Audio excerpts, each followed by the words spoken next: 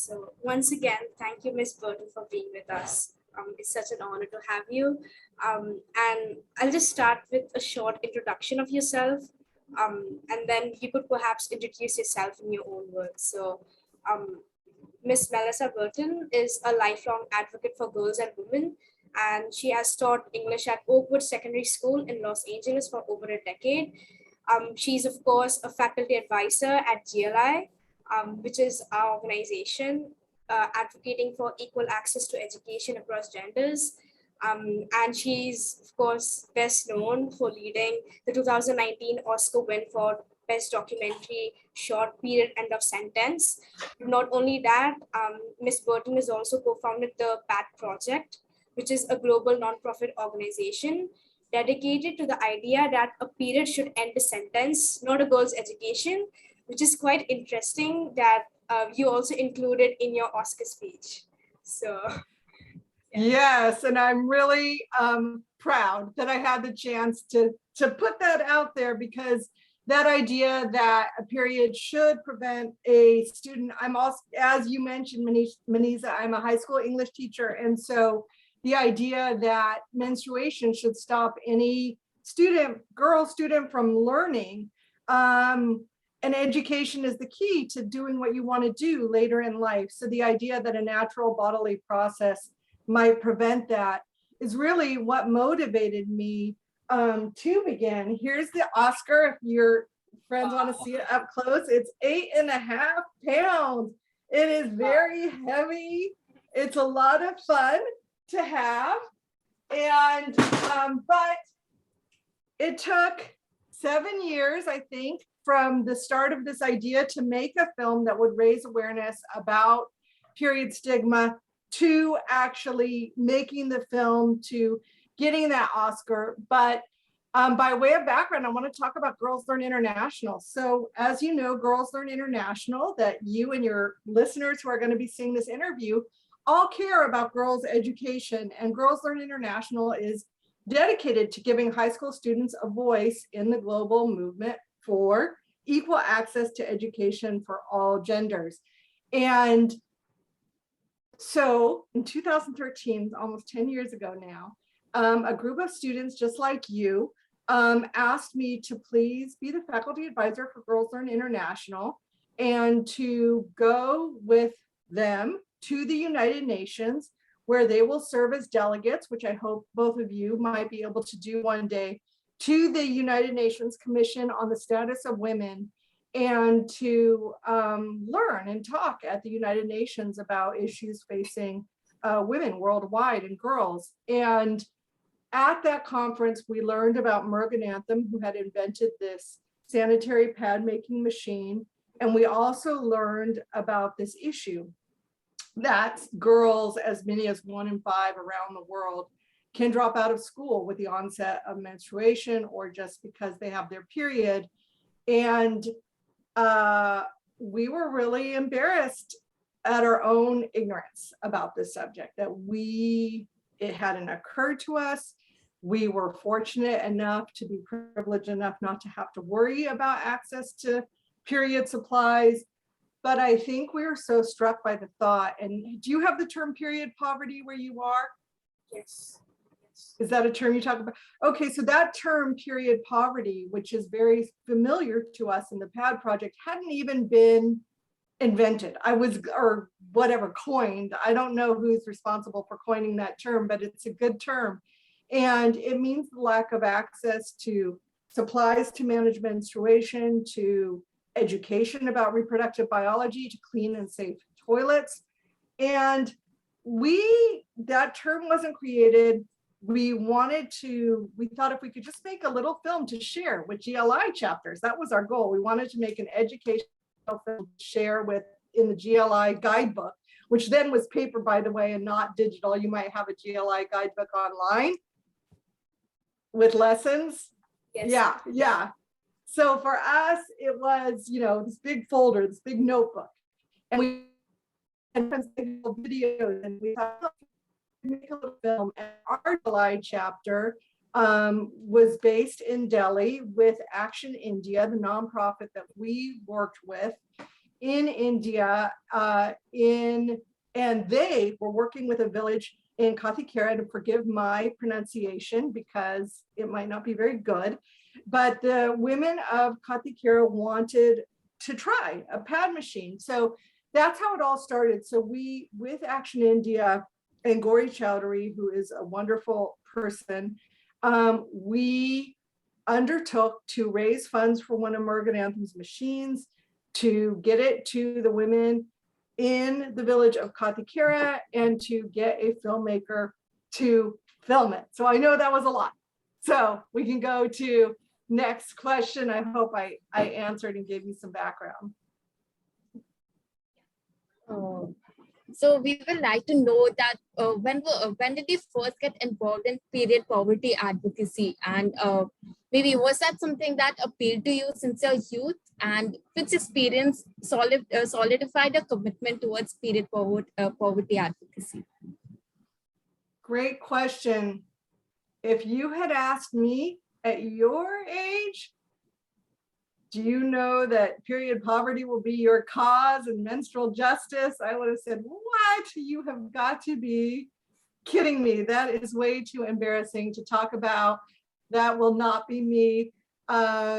Because especially when I was growing up, you know, people still don't talk about periods, but I think generationally, certainly I would have been shocked to think that this was going to be my path. But yes, I have always been very concerned about women's issues, girls' rights. I'm one of 4 sisters. And so I know firsthand how smart, wonderful, creative women and girls are. India has had women leaders far sooner than the United States. We only have our first woman vice president. I know that growing up, I felt very frustrated to think that I might not be able to be, I didn't really want to be president, but I thought, hey, a woman should be president of the United States. Why haven't we had one? So I think in my mind, I was always concerned with women's and girls' rights.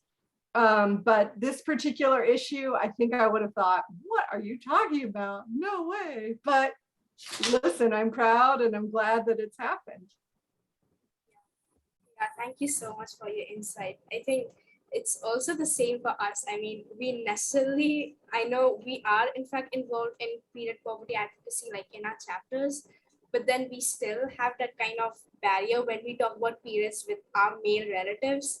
So I think that's something that is intergenerational, and, you know, like we are trying to overcome it still. Absolutely. And that's one of the things that I love about the film, is that it really was true. The men in the village were pretty resistant at first to the machine, but by the end they were making pads. They were proud of their wives for earning some income. So, you know, just a little bit of change. Yes. So in context to that, I know like the period end of sentence is of course like just a phenomenal documentary. I mean, we watched it together and it was just beyond words. I mean, it was very, very touching, and especially very empowering for us to see, you know, like Indian women being represented. But then our question is, the process of the filming would have been definitely challenging, and, you know, like especially as you said, you know, just the stigma that men have around presenting period poverty stories, all of that would have been quite tough. So what are like the main obstacles that you faced other than that, and like how did your team overcome it? Great. So first of all, I am looking at 2 beautiful young women. What is your native language? Hindi. We speak Hindi, yeah. Hindi. Okay, so same with the community in Kathikera. And I am so impressed with your English because I do not know Hindi. And certainly our director did not know Hindi. So this was a rare instance in which, in some ways, first of all, I would love to learn Hindi. That is a lifelong goal. But that barrier, that obstacle, actually, in a strange way, helped to maintain the privacy of the individuals when they were speaking. And I think in some ways helped to create the film so that Mandakini Kakar is our line producer, brilliant. She is from Sikya Entertainment working with Guneet Manga, and she was there every day, and she translated from our director, Rika Zatabshi, and our camera person, Sam Davis, who is a man, and that was something. And Rika's a woman, but you know, these are people from the United States, a man, a woman, not speaking their language, and they didn't speak English. The film crew didn't speak Hindi, but Mandakini was able to translate. And I think that little barrier where the interviewees didn't, you know, they could talk almost in private, even though they knew it would be translated and they understood, and they were very happy when they saw the finished film. But I think that little extra barrier, I think actually helped in that case, if that makes sense. I think language is a really big barrier because we do a lot of advocacy work in the places that we work in.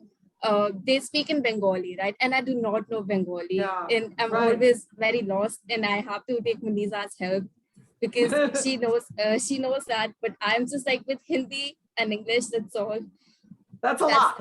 Right. That's more than most Americans who only know English. So I congratulate you. Also, because you've made a movie and you're also a public speaker, so what role do you think storytelling plays in the upliftment of women? Every role. People ask me, you know, are you going to quit teaching? I'm an English teacher, so that means, yes, it means English language, but it really means literature, telling stories. And stories are about people. And we read fiction, and we read poetry, and we read plays because we care about the human condition. And when we learn through a story about a character who's going through something, we feel our own burdens maybe a little bit lifted. You know, we read a story about somebody, you know, climbing a mountain or suffering poverty or losing love or whatever it is. These are human stories that we can relate to, and it makes us feel a little less lonely. Same with watching a movie. I love movies and I love documentaries, and I think that the way, so coming at this as a teacher of English, as a storyteller, I think for me, what I have come to recognize is that stories are what move people to take action and to have empathy. And that's why I think storytelling is very important. The data and the numbers are so important too. And now as the executive director of a nonprofit where we have to prove numbers all the time and show this many people may be missing school, this many people may be having health issues because of period poverty, all that is so, so important. But when you can relate it to a human struggle or triumph, that's when people, I think, become invested and really care. That's so true, actually. I mean, like, we also, so our English teacher recently left the school because of you know, family issues, but the way she portrayed like our literary text that we had, I mean, we really miss her teaching, actually, but then like we really do agree, you know, like storytelling does play such a huge role in advocacy and also like just upliftment of all people equally. And yeah, I mean, that's so true what you said. Go English teachers, yay. And also I know now this would be like, this question is more in context to, of course, the pandemic, because the pandemic has already had detrimental effect on you know, menstrual access, access to, you know, safe menstrual products. It was already prevalent before the pandemic, but it has become more distorted due to the pandemic. So I know like you're already the founder of the PAT project, which has been doing phenomenal work even due to the pandemic. So I was wondering, how has the PAD project responded so effectively to the pandemic, and what is how do you think COVID-19 has had an impact on menstrual poverty? Thanks so much for that question. So we learned that in the United States, one of our partners, I support the Girls, a great organization that gives bras and menstrual products around the US and in a couple of countries. And because they deliver the products, they can chart very accurately the need for the products. And so the need for period products went up around the world 35%. That's huge since the pandemic. And I think the reason for that is places where you might get period products, like in schools, though we know in the US and I think in India too, even though the government says they'll put pads, it's not always the case, right? At least it's not in Los Angeles and Southern California. So, but some people were able to borrow pads and tampons and other products from friends when they're out at school. But when you are sick and isolated and can't get to the market and can't afford to order them at a place like Amazon or whatever it is, you need help. And so the need went up 35%. Another interesting way that the pandemic shone light on menstruation is that the vaccine, I don't know if the vaccine is said to make periods a little bit longer and maybe a little heavier, which is very interesting. There was nothing dangerous about it, but what it did, I think, for the medical community is make doctors realize that periods are part of a vital sign, and we need to be charting and taking care of how our periods are affecting our health as people. And recently, the American Medical Association recognized menstruation as one of a vital sign, just like your pulse and other things, your respiratory system. So I think the more we begin to recognize that menstrual health is really vital indicator of our overall well-being, the farther along we'll be. And I think that the pandemic kind of helped people recognize that. That's really true. And I was also wondering that your students had a lot of involvement in the making of the documentary, and they also very actively involved in the PAD process, in the PAD project. So I was wondering, what was their initial reaction when you brought about the idea of making the documentary? So what was the entire process like? They loved it, of course, because, and in fact, they helped me to think of the ideas.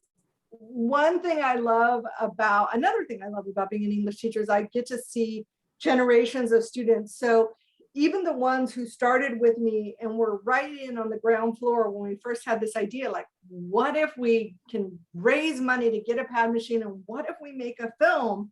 So there were some students who were young enough to be with me at that ground floor level.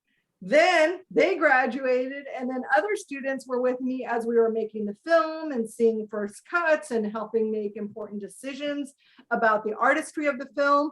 And then when the film was made, it was another group of students who went with me to film festivals around the United States, though film festivals are international, and came to support the film and really promote it and talk it up. So, and other students have been involved in the significant campaign and grassroots advocacy and fundraising, which, fundraising is tough. So they've been really creative, doing all kinds of things to raise the funds for the film, for the director, for the pad machine, for the pad project.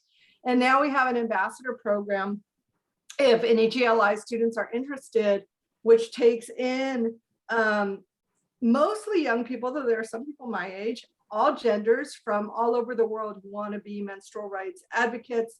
And they're called a PAD Project Ambassador.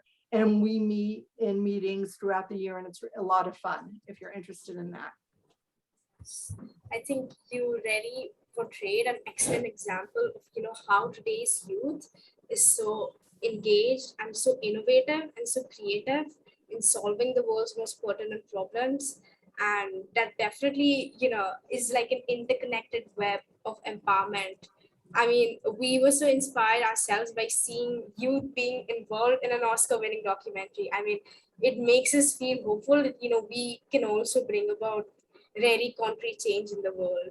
So that was I guarantee you can. And it is, again, students, people like you that inspire me. For instance, when we first started doing it at our school, one of our students said, oh, I want to talk about this at our all school assembly, our all school meeting, which includes boys, girls, teachers, everyone. And I said, no, you cannot do that. I did not want this student to be the object of ridicule. I did not want her to be made fun of. And like a lot of teenagers, she didn't listen to me.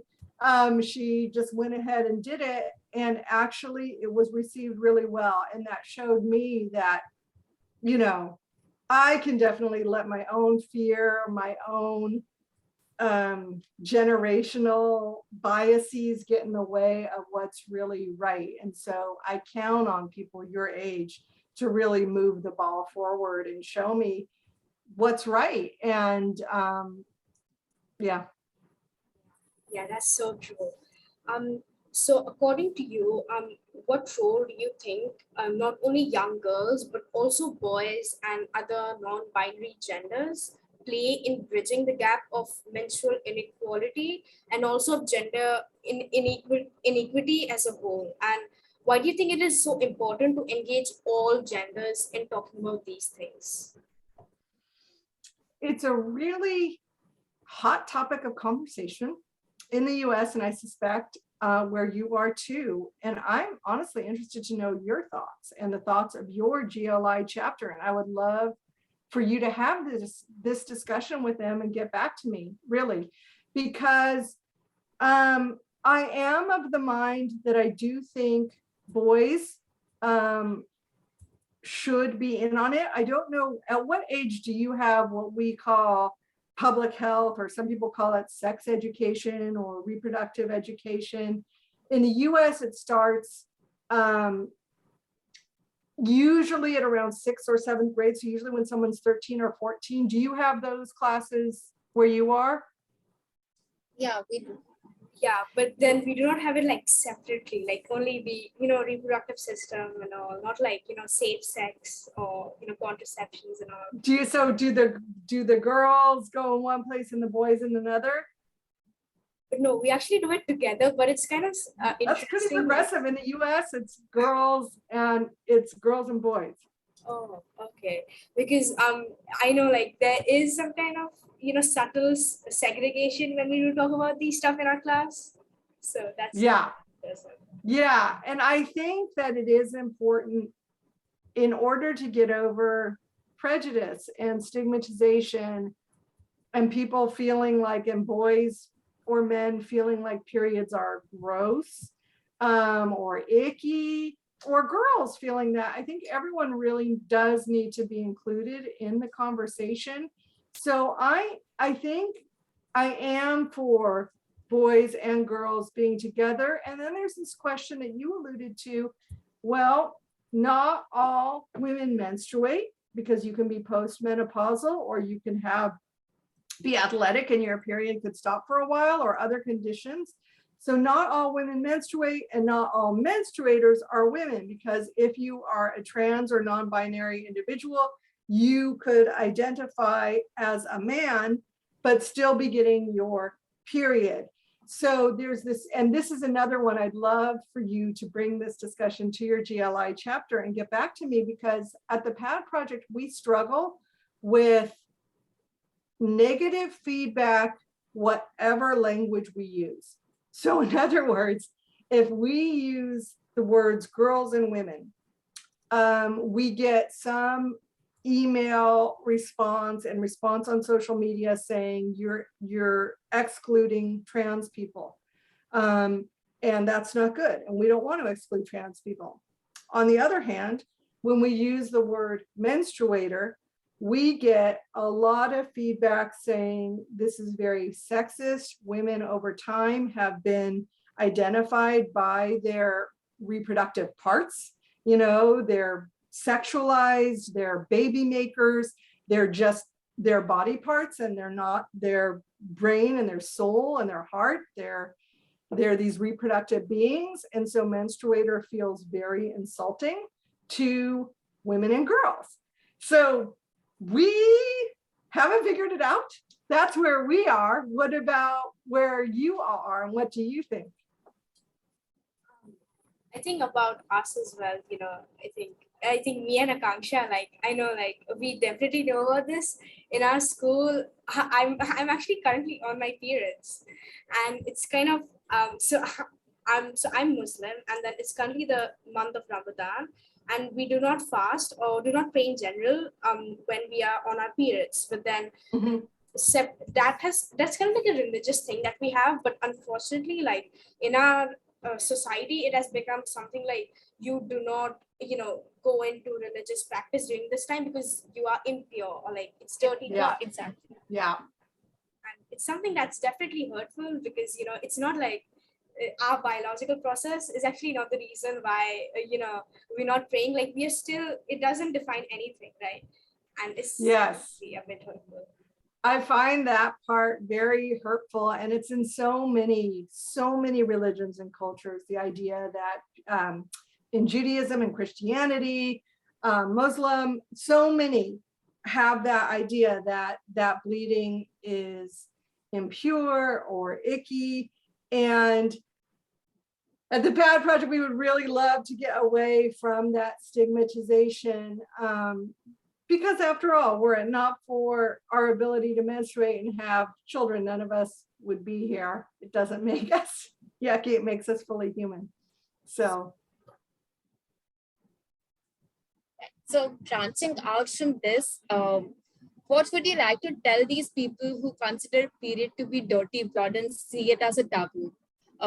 Like, what would you want to tell menstrual advocacy activists who face backlash because of the work that they do? Keep working. You know, at the start of any movement, I think it's really fascinating that menstruation has been happening since the beginning of time. And yet this movement for menstrual justice and menstrual equity is so new. And I think that is because of patriarchal attitudes. The more that we can keep women away and consigned to our reproductive ability and call it dirty or relate it to a woman's value. You know, a woman is more valuable if she's a virgin, or if she can have babies for a man, or if she has a son. So the more that we can destigmatize menstruation and just encourage people to be brave. We're really proud. We have another film coming out from the Pad Project that we produced called Long Line of Ladies. This film is set in the indigenous community, the Native American community, where they actually hold a ceremony that celebrates, if you can imagine, menstruation and uplifts the young girl Ati, and she goes and she fasts too, but this isn't like a you're dirty. This is like a ritual connected with her first period, and the whole community gets together, celebrates, and when she comes out of this celebration, she's considered a very powerful member of the community. And this happens to each young woman with her first period. It's called the Flower Dance, and it's the Ihuk tribe, the Karuk tribe in Northern California. And I think the more that we can show stories of celebration and change the conversation around periods, the better off we are all going to be. That's such an exciting news to hear. There's another documentary coming out. We'll definitely be looking out for that. But great. Yeah, for sharing, really. And yes, please go ahead. I probably have time for one last question. Okay, we actually done because we would want to be mindful of your time as well. But You are both pros. I'm so impressed. You are professionals. You have careers as, and what do each of you want to do? sorry. Do you want to be film directors, writers, journalists? What do you want to be? Oh, I actually want to be a UNICEF emergency physician and also an advocate Perfect. for gender equality. Awesome. What about you, Akanksha? I am not very sure. I wanted to be a forensic scientist 6 months back, but right now I just want to explore the field of chemistry. Probably I'll be working in some lab. Wonderful. We need more women chemists, right?